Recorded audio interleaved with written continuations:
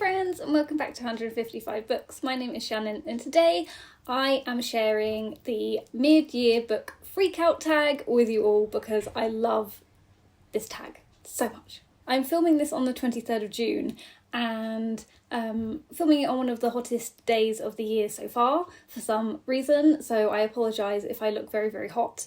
I didn't want to put the fan on because the noise would disrupt the microphone, but one of the things I absolutely love about this tag video is that as a slow reader or someone who doesn't read like 100 plus books a year, if I'm lucky, reach about 30. I don't think I'm going to reach 30 this year. I really like doing this tag in the middle of the year if I haven't shared what I've been reading basically throughout the year, because it kind of works as a fun way to wrap up what you've been reading and the highs and lows of your reading, and through the years I have kind of like changed or adapted the questions ever so slightly to fit what I want to share with you, and that's what I'm going to do today. So the first question is, what is the best book you've read so far this year?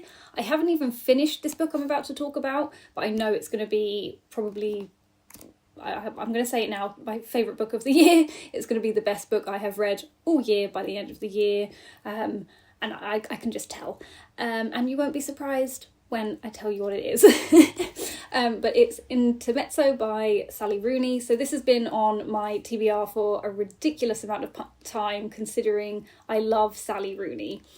But I get really nervous whenever she has a new release, especially ever since maybe after, I'm never sure, I think Normal People was released after Conversations with Friends. I do believe Conversations with Friends was her debut, but those two books are very similar in the style, in the characters. You can kind of imagine them both in the same kind of world.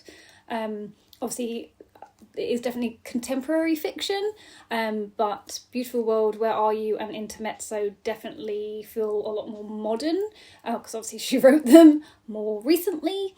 So because I love Normal People and Conversations with Friends so much, every book after that is, it has to live up to those first two books. And Beautiful World, Where Are You was a 5-star read for me, and I loved it. But this one, I haven't even finished it yet, and I feel like it's going to mess up. It's gonna mess up my Sally Rooney ranking. I think I will do a ranking video after I finish this, just to sort of like maybe discuss that a little bit more to help me rank the books. I'm only on page, I'm not even halfway through, I'm on page 138. It follows two brothers who their father has recently died. I do believe he had cancer, so they were kind of expecting possibly him to pass away, and it's them so far, I don't want to say dealing with it. It comes up on the odd occasion, and there is one brother's perspective I definitely prefer reading from compared to the other one, and it wasn't the brother I was expecting, but I know she's going to do something and it's going to make me cry at the end. But so far I'm loving all of the characters in this. I'm loving how, she writes. I love her writing. I read her books really, really quickly because of the way that she writes. I love the topics that she covers, and already there's quite a few interesting and new different ones in this that haven't been covered before. And it definitely is basically a look at society from the perspective of, I would say, a millennial. As a millennial, I really, really relate to Sally Rooney's books because I feel like she just taps into the psyche of us, and just, explains very minute things that happen in your life that you think are a unique experience, and then you read a Sally Rooney book and you're like, oh, that's not a unique experience. But then in a way it kind of makes you feel validated and much, much better about yourself. So yes, this is definitely the best book I've read so far this year, and I can't wait to finish this one off soon. The next question is the best sequel you've read so far this year. I haven't actually read a sequel, so I'm picking a first book in a series because, that kind of is still related. And that would be The Will of the Many by James Islington. I think it's the only series type book that I have read so far this year anyway. If I had read other ones, I think I would probably still pick this one, because I did really, really enjoy it. It is a chunky book, but for me it was definitely worth the read. It took me about 2 months to read, but I was reading other things at the same time. And I felt like it did read quite easily, quite quickly. I loved the world. I loved the concept of, it's sort of like an ancient Rome style fantasy world in some respects, but the way the system works is very, very interesting. So you have a society that is built on colonialism, so everywhere was colonised, and now people sort of have to, there's a technology where people sort of like cede their will to other people, and then the society is ranked depending on how many people cede their will to you. So you've got people really, really high up where an insane amount of people cede their will to you, and then you've got people lower down who have less people, like 1 or 2.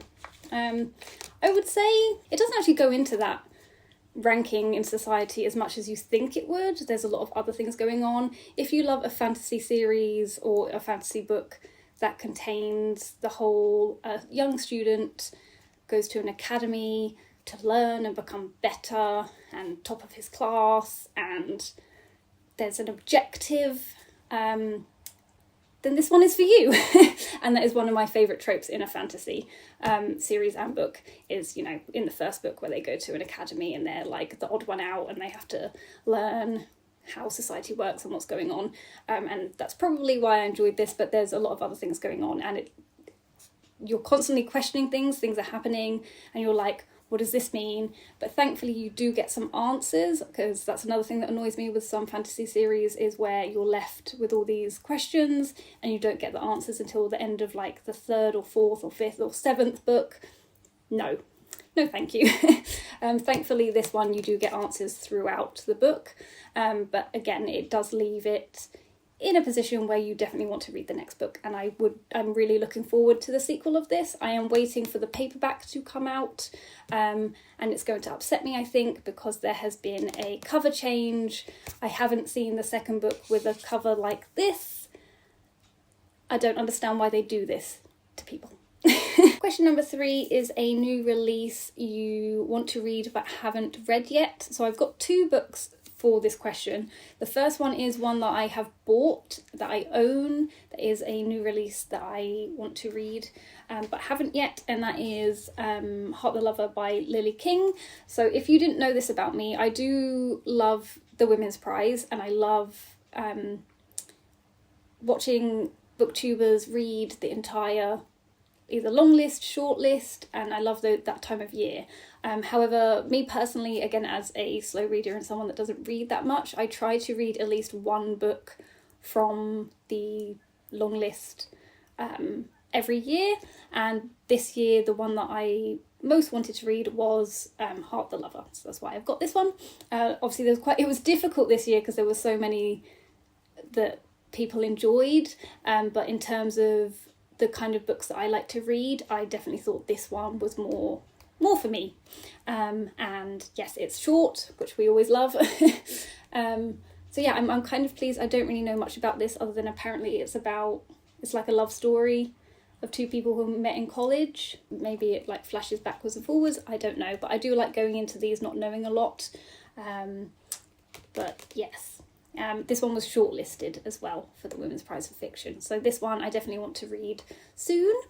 And the second book that I want to talk about that I don't own, because I'm doing my very, very best these days to not buy books that I really want to read when they've just come out. For example, when they are in hardback, because they just sit on my shelves and I don't read them until the paperback comes out. So I'm technically wasting money.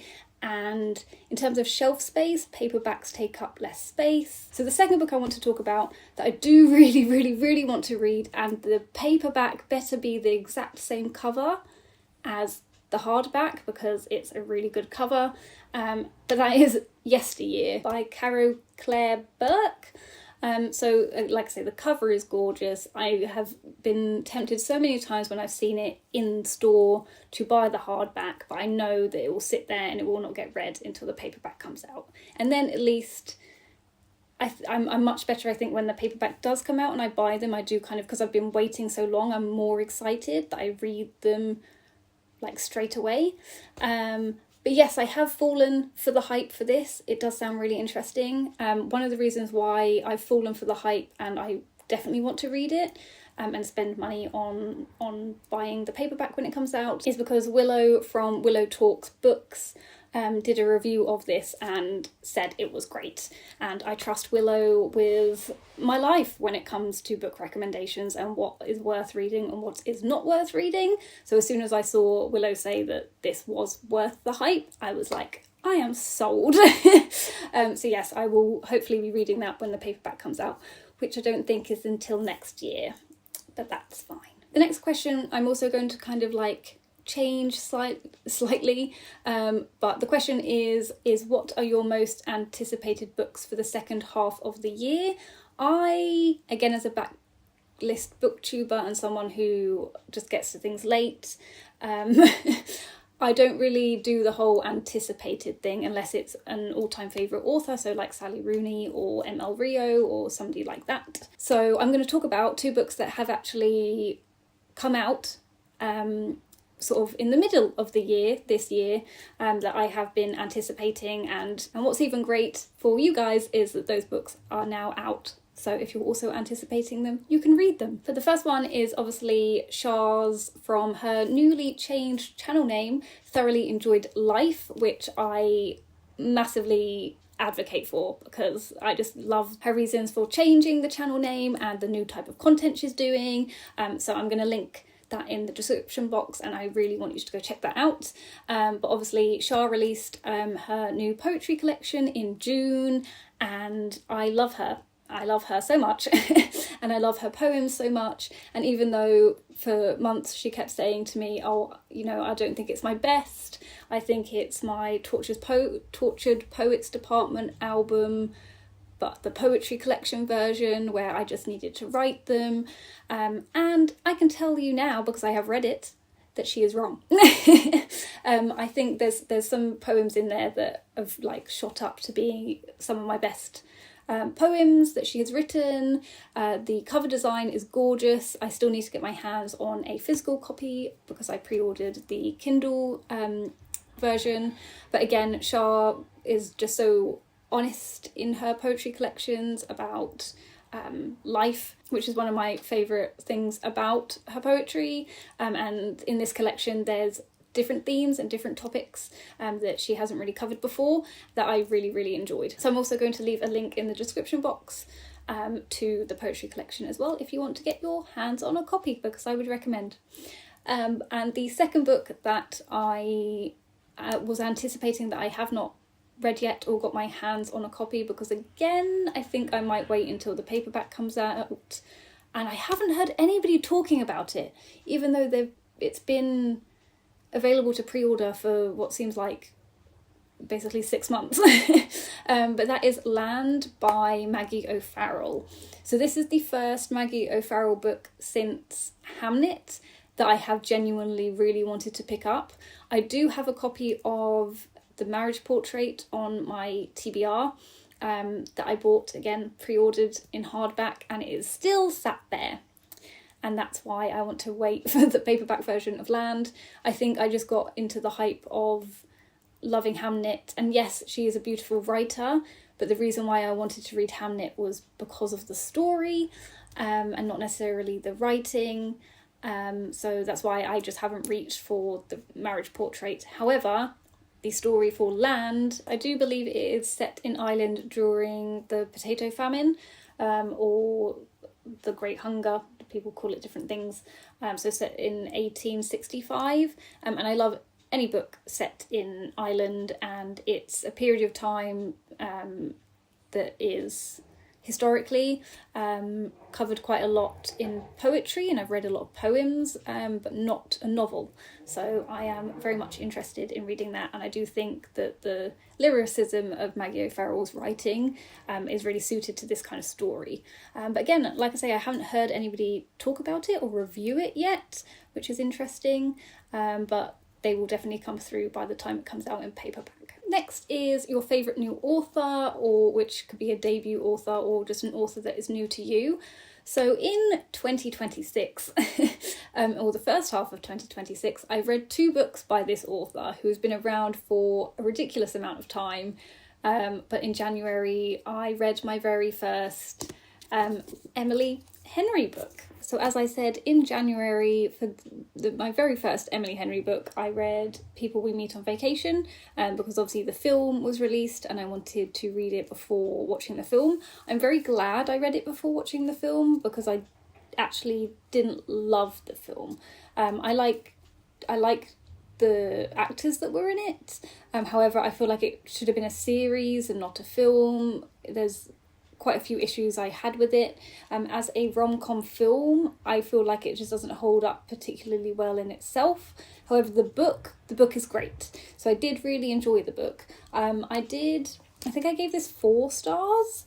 And I'm glad it was the first Emily Henry I did read. I always wanted to read Beach Read first, because years ago I saw, or have seen quite often, like people highlighting and annotating parts of Beach Read, which I have then read those like bits that people have underlined and thought that's the book for me. Again, that's something we're going to talk about in a second. So like I say, this was a great start. 4 stars. Really loved the relationship, how it was written with the backwards and forwards and the not knowing why Poppy and Alex, who have been friends for so long, suddenly weren't talking, and you could kind of guess, but actually it was a little bit more complicated than what you would think. I didn't like Alex towards the end of this book, mainly because I felt like he was putting all of the issues of their relationship onto Poppy, and I kind of felt like you had a role to play in this too, but you're being really harsh to her, which I think is very unnecessary, to the point where it was annoying me at the end. And I think that's why I kind of had to knock a star off. But overall, generally, really, really enjoyed this one. Then later on in the year, after reading this one and enjoying it, I did pick up Beach Read, and I read that too. But I'm going to talk a bit more about that on another question. So the next question is newest fictional crush, and for this one I have to pick Vanessa from Atmosphere, because from the moment you meet her, but more specifically where she goes into the strip club with everyone and sees Joan like ogling Raven, and she just walks out. From that moment where she walked out and you see it from Joan's perspective of being like, oh, where's Vanessa? Oh, she went home. I was like, I'm obsessed with this woman. Also just like her general air of, I don't give a crap about other people. I'm going to live far away from everybody else. I'm just going to talk to the people I want to talk to. This is who I am. You can accept it or not. Love that about her. Yes. So yes, I definitely, when I saw this question, hands down, Vanessa. As I'm filming this, I haven't actually finished this. So please pray for me, because I've literally got 50 pages left. Yes, but I'm very much enjoying this. This one is great. Love Taylor Jenkins Reid. I actually have 2 fictional crushes, or new fictional crushes. The second one is Gus from Beach Read, which is a bit strange because my partner's name is Gus, and yeah, they are alike in many ways, apart from the writing side of things. But I think what was equally as strange was that I very much related to January, and that brings me on to the next question, which is newest favourite character, and it's definitely January. I loved her from, I loved her from the very first page. I read the first page and immediately related to her and then could not stop, especially when I realised the love interest's name was Gus. And again, like I say, there was a lot of things in this that I really related to in terms of their relationship. Basically everything apart from the writing side of things, the fact that they're both writers and the genres that they write about. But yes, and I'm very, very happy that Phoebe Denver is going to be playing January in the film. I can't say I'm particularly happy about who they've cast for Gus, just because that's obviously not how I pictured him. I pictured him a lot more dark and brooding and floppy hair for some reason. So yes, when I saw who they... Obviously he could grow his hair and have floppy hair. That could be a thing that happens. I don't know yet. But yes, that wasn't really who I was picturing. And also they're all quite tall. And to me, January and Gus give short people energy. And I can't explain why.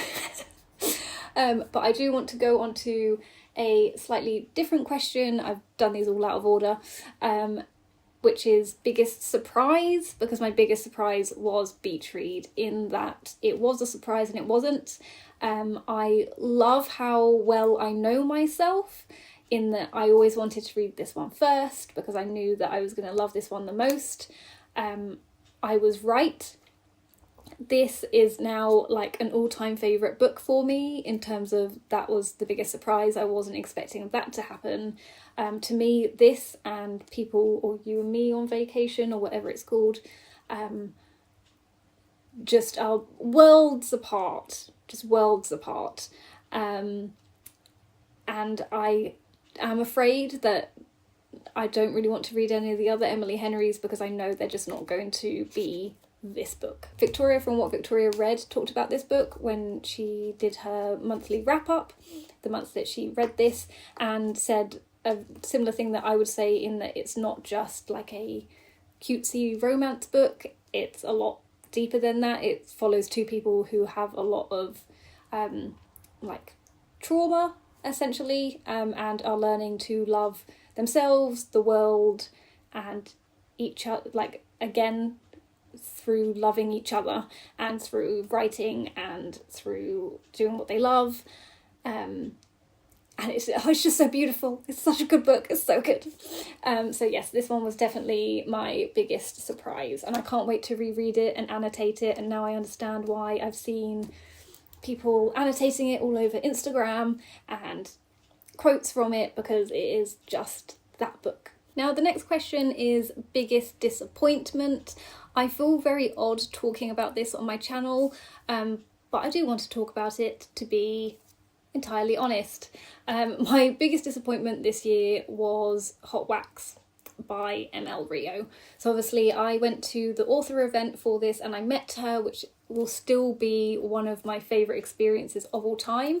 And this is a situation and circumstance in which I would very much love to remove the author from the book, because I love her as a person. I think she is great. I think what she stands for and advocates is amazing. That author event, hearing her talk, was fascinating, and I just, yeah, so good, so amazing. However, the book just wasn't for me. So obviously I loved If We Were Villains, one of my favourite books of all time. I also loved Graveyard Shift, and when I started reading Hot Wax, I thought, yes, I'm going to love this too. This is potentially going to be a 5-star read. As I carried on reading, I was like, okay, maybe a 4-star read. And I got, I think, just over halfway through, and I was so bored. I was so bored. I didn't care. You could see where it was going from like miles off, and like I googled it, basically, spoilers, to see whether it was going to be worth me reading it or not, and it was what I thought it was going to be. And to me it would have been too triggering to read and not worth it. It was one of those ones I'm like, if you're going to do this, you have to do it well. There was so many there was too much going on as well, too much going on. So basically Hot Wax follows our main character Suzanne, in both the present and the past. So her father was the lead singer in a very in a band, a famous band, and it kind of flashes backwards and forwards to in the present. You don't really know whether he's dead or if he's in jail or if he just has an estranged relationship with his daughter. In the present, she hasn't spoken to him for years for whatever reason. She also hasn't spoken to her mum for years, and then it flashes back to when her mother and father met, her when she's little, when he's on the road a lot, and then there's one fateful summer where she goes on tour with them. So her mother remarries, and while they're on their honeymoon, she leaves Suzanne with Gil, her father, and she goes on tour with them. And I read to over halfway, and that's basically all that happened. It's much more set in the present day when nothing is happening, and you get barely anything from the past. And I think it's set in the 80s, which is obviously a really cool period. And obviously when you're reading a book like that has that kind of setting, you want to be, that's the fun part. It was for me anyway. I wanted more of the 80s, of what was going on the road. And I'm assuming you maybe got that in the second half, but by that point I didn't care enough to carry on. In the present day, you have Suzanne in Gil's old car or pickup truck or van or something, and then she meets a mechanic and another lady who sells, I think, clothes or something online, and they're kind of like in an open relationship, and she kind of gets involved with them. But then she was also married, and her husband is now after her for whatever reason, and you know what I mean, it's just too much going on. I didn't really care. And I remember at the author event, ML Rio did talk about how in the flashback parts she actually aged the character down, and I can see how that worked in some ways, but I think where the story was going, no, just no.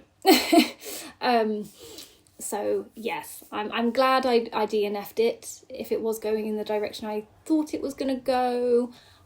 Not something that I needed to traumatise myself with for something that I wasn't enjoying, basically. So yes, we will see if I pick up her next book or not. I might wait again until the paperback comes out and read some reviews beforehand. It won't be one, I don't think, that I will be pre-ordering. The next question is a book that made you cry. This one, obviously, and most years I think this has featured in this slot, but it was Money Doesn't Love You by Charlotte Fries. Yes, I knew it was going to make me cry. I know that they always make me cry. Even when I reread them, they make me cry. And I got to about halfway and I was doing okay. I was like, oh, I'm good. Yeah, they're making me feel the emotions. And then there was one particular poem and I was bawling my eyes out, messaging Shah being like, oh, you did it. You did it again. You made me cry. And then after that, I had to put it down and come back and finish off the rest. But I read, I cried several times. I have a little list of all of the poems that did make me cry, because I like doing that. So yes, if you want to cry over some very beautiful, life-affirming poems, then you need to pick up Money Doesn't Love You. The next question is a book that made you happy, and again, this was an easy book to pick for this question, but that was The Complete Brambley Hedge by Gilt Dana.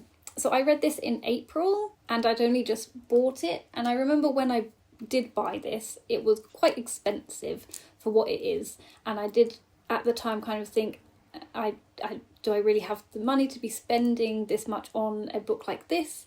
Is it me just being silly? What am I doing? The reason why I bought it so quickly when I saw it was because I had a couple of videotapes for Brambley Hedge, or some of the Brambley Hedge stories, when I was little, and this is the first time I'd seen the books or a complete collection, and the fact that it was the complete collection was why I wanted it. And I do not regret spending money on this at all, because when I read it in April, it gave me so much joy and happiness and nostalgia, and it made me happy. It made me feel cozy and warm inside, and it just reminded me of what it is like to be a child, and that even as an adult you can still enjoy your childhood memories and the things that you enjoyed as a child. Yes, nostalgia is important. And I can imagine myself rereading this one and keeping this one for a very, very, very long time. So I do not regret spending the money I spent on this. Because like I say, if it makes you happy, buy it. The second to last question is the most beautiful book you have acquired so far this year. Now there's quite a few, but this one, the cover is just gorgeous, and it always will be gorgeous, and I'm very, very glad they kept the same cover for the paperback that they had for the hardback. But that is Atmosphere by Taylor Jenkins Reid. Look at it, it's just so pretty. It is. And the final question is, what books do you need to read by the end of the year? So I like to rephrase this because I do not like the pressure of needing to read things, but what books would you like to read by the end of the year? Now, obviously, I, at this point, want to say my entire TBR, but I'm going to pick 3 specific books. So there's one book that I do not need to, but I would really like to finish this one by the end of the year because I'm reading it throughout the year. But that is Native by Patrick Lorre. So as this one, it's a nature biography set in in Dumfries and Galloway in Scotland, which is where my mum is from, and the chapters follow basically every month throughout the year. It kind of starts off with the winter solstice, so like the shortest day, and then it jumps to January. And I've really been enjoying reading a chapter every month, just sort of following what goes on in the landscape and on this particular farm in Dumfries and Galloway throughout the year. And it's cozy, and I'm definitely going to keep this one. I would say this is another one of those books that's been a surprise for me this year. I'm enjoying this a lot more than I thought I would. But yes, I definitely want to keep up with this one and finish it by the end of the year. The next book is just, it's me. But I would really love to read a Shakespeare play by the end of the year. I haven't read one for a while, and I miss him. I miss good old Shakespeare. And I've got this one on my TBR, so I would like to read this one in the next 6 months, which would be lovely. I always enjoy a good Shakespeare play, and then that's another one on the long list of his entire plays that I am still trying to work my way through. And the last one is another new obsession. So we love a new obsession, and that is One Piece. I have discovered One Piece. So I have watched, so my partner is, I wouldn't say into anime, obviously Dragon Ball, he grew up with Dragon Ball, and we watched most of Dragon Ball a couple of years ago. We also watched a couple of years ago Attack on Titan. I again didn't finish it, but watched it. It was too scary, it gave me nightmares. But there are aspects to anime that I really enjoy, but obviously they come from the manga series. The problem with manga is that I have read the whole of Death Note and really enjoyed that. And I do like reading manga, but there's so many of them and it's expensive to buy them to read, and sometimes the libraries don't have them all. And the issue that I had with, or have had already with One Piece, I managed to read the first 3 volumes from the library, and then I got the next a couple more of the omnibus ones that have got 3 volumes in, but they're so in demand that you can't extend your hold on them. And as a slow reader and a mood reader, I find that really difficult. And then as the second I know I have to give it back and I can't extend it, it just puts me off. So that's my problem. However, with One Piece, the reason how I have got into One Piece is obviously my boyfriend watched the first series of the live action when that first came out, and then was it early this year they dropped the second series or season, and he watched it and he was like, right, we need to watch this together because you're going to love it. And we watched a couple of episodes and I was like, yes, it's pirates, love that, love pirates, cool. But then weirdly through watching, he was rewatching it and I was picking up bits of later episodes that he was watching and connecting this group of characters together, and that made me invested to watch it from the beginning. And we've watched it from the beginning, the first 2 series of the live action, and the live action, they've done it so well in comparison to the manga and the anime. My boyfriend is now only about halfway through the anime because there's an insane amount of episodes. But again, I've watched or seen clips of them while he's been watching it. And yes, so if you love found family, pirates, amazing characters, just like stories with a meaning, or with what's not meaning, morals.